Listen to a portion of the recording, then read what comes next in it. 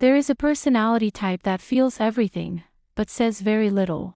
They can read a room in seconds. They understand people deeply. Sometimes, better than people understand themselves. But here is the strange part. Most of them don't even understand their own journey. They feel different. They feel out of place. They feel like they are living in a world that was not designed for them. And they quietly ask themselves, why am I like this? If you are an INFJ personality type, or if you think you might be one, this video will feel like someone finally put your life into words. Because every INFJ goes through these stages. Not randomly, but in a quiet, hidden pattern. And most never even realize it is happening. Stage 1, the feeling of being different. This is where it starts. Early in life, the INFJ begins to notice something subtle, but powerful. They are not like everyone else.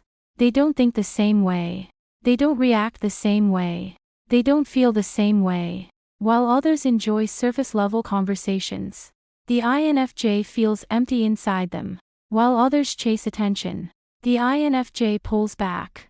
They observe more than they speak. They notice patterns in people's behavior. They notice emotions behind words. They notice what is not being said.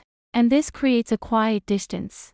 Not because they want it, but because they cannot ignore what they see.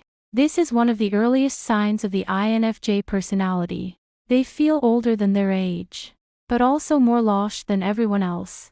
They often ask, why do I feel everything so deeply? Why do people seem so simple to me, but I feel so complicated? This stage is confusing.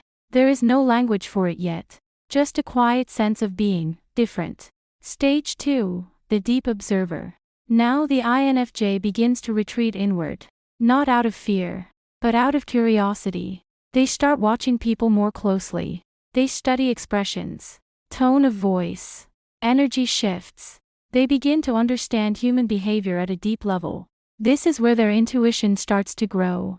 They can sense when something feels off. They can feel tension in a room. They can tell when someone is hiding something. And here is the interesting part.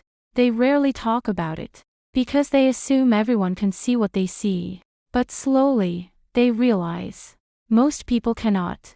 This is where the INFJ becomes the quiet analyst. They may look shy, but inside, their mind is always active, always connecting dots, always predicting outcomes. This stage builds one of the strongest INFJ traits, deep emotional intelligence. But it also creates a problem. They understand others, but no one seems to understand them. And that loneliness begins to grow. Stage 3, the desire to belong. At this stage, the INFJ starts trying to fit in. They don't want to feel different anymore. They want connection. They want to feel seen. They want to feel normal. So they adapt. They adjust their personality depending on who they are with. They become what others need. A listener. A helper. A peacemaker. They learn to mirror energy. They learn to say the right things. And for a moment, it works. People like them. People trust them. People open up to them. But something still feels off. Because deep down, they know they are not being fully themselves. This is where the INFJ begins to lose their identity. They become so focused on understanding others that they forget to understand themselves. This stage is dangerous because it looks like success from the outside. But inside, there is quiet exhaustion. They start to feel drained, emotionally tired, mentally overwhelmed, and they don't know why. And this is only the beginning, because what comes next is where the real transformation starts. The INFJ begins to question everything, their identity, their relationships, their purpose. And this is where things get intense. Stage 4, the identity crisis. At some point, the INFJ pauses, and a quiet question appears. Who am I, really? Not the version people see. Not the version that adapts. Not the version that pleases everyone, but the real self. This stage feels heavy, because the INFJ starts to realize something uncomfortable. They have spent years becoming what others needed, but not who they truly are. They begin to question their choices, their friendships, their habits, their personality, even their values. Everything feels uncertain. This is the INFJ identity crisis. It is not loud. It does not look dramatic from the outside. But inside, it feels like everything is shifting. They may pull away from people, not because they don't care, but because they need space to think, to feel, to understand. This is where many INFJs start searching for answers. They discover concepts like the Myers-Briggs type indicator. They learn about the INFJ personality type.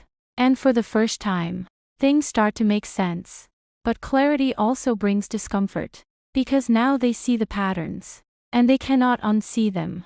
Stage 5. Emotional burnout. This stage often follows quietly. The INFJ has been giving for too long, listening, helping, supporting, absorbing emotions that were never theirs. And now, it catches up. They feel tired all the time.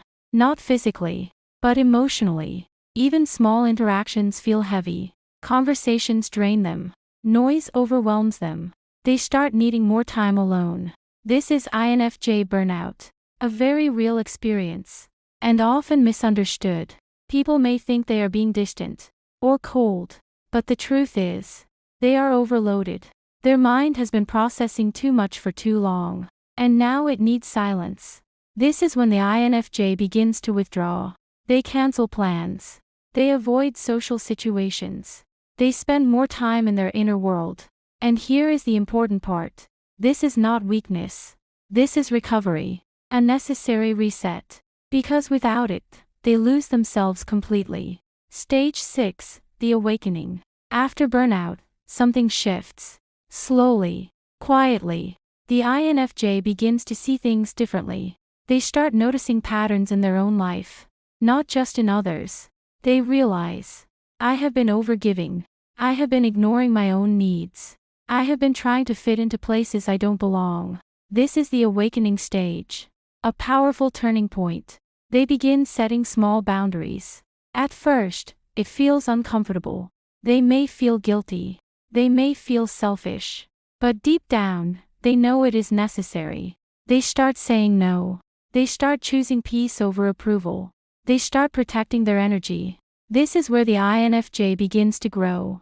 Not by changing who they are, but by finally honoring who they are. They also start exploring deeper ideas.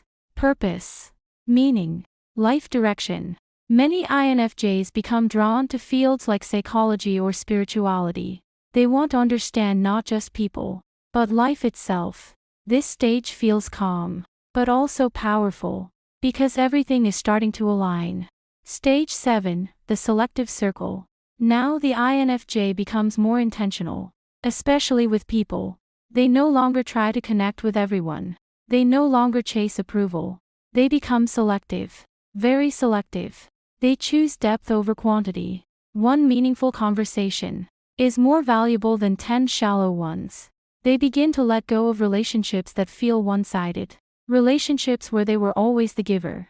This is where the INFJ may experience the door slam. A term often used to describe when an INFJ completely cuts off someone who has drained them emotionally. It may seem sudden, but it is not. It is the result of long-term emotional exhaustion. Once the boundary is crossed, the INFJ does not go back. And this is not about being cold. It is about self-respect.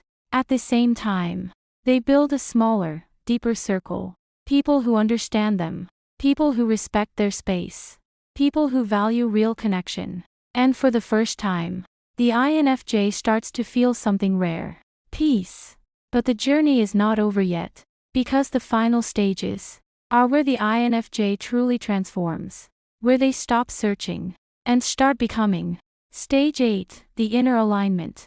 At this stage, something finally feels right. Not perfect, but real. The INFJ is no longer trying to be everything for everyone. They begin to live in alignment. Their actions match their values. Their words match their thoughts. Their energy feels steady. This is rare, because for most of their life, they were adjusting, shifting, adapting.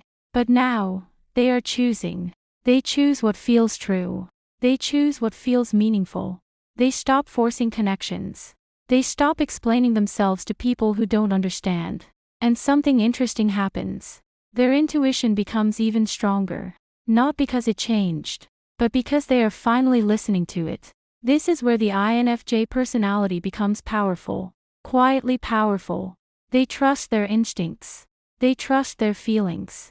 They trust their path. And for the first time, they feel at home within themselves. Stage 9, the purpose drive. Now the INFJ begins to focus outward again. But this time, it is different. Before, they helped people to feel accepted. Now, they help people with intention, with clarity, with purpose. This is where many INFJs feel a strong calling, a desire to make a difference, to contribute to something meaningful. They may be drawn to careers in counseling, writing, teaching, coaching, or any path where they can guide others, because understanding people has always been their strength. But now, it has direction. This stage is deeply connected to meaning. The INFJ is no longer asking, "Where do I belong?" They are asking, "How can I serve in a way that matters?" And this question changes everything. They become focused, driven, but still calm, still thoughtful. They are not chasing success in the traditional sense. They are chasing purpose. And that makes all the difference. Stage 10, the quiet confidence. This is the final stage. And it does not look dramatic. There is no big moment, no loud transformation, just a quiet shift. The INFJ becomes grounded. They no longer need constant validation. They no longer feel the need to explain themselves. They know who they are. And that is enough. This is quiet confidence. It is not arrogance. It is not loud. It is calm, steady, unshaken. They can walk into a room and not feel the need to impress anyone. They can be alone and not feel lonely. They can connect deeply without losing themselves. This is balance. And it took a long time to reach. A journey through confusion, burnout, self-discovery, and growth. But now, they understand. Being different was never the problem. It was the path.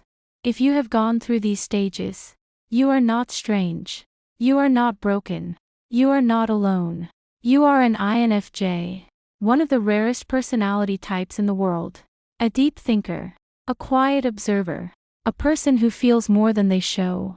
And your journey was never meant to be easy. It was meant to be meaningful. If this felt like your story, pause for a moment. Let it sink in. And then ask yourself one simple question. Which stage am I in right now? Write it down. Because awareness is the beginning of everything. If you enjoyed this video on INFJ personality, self-discovery, and emotional intelligence, make sure to subscribe for more deep psychology content. And if you know someone who feels different, who feels misunderstood, share this with them. It might be the first time they feel truly seen.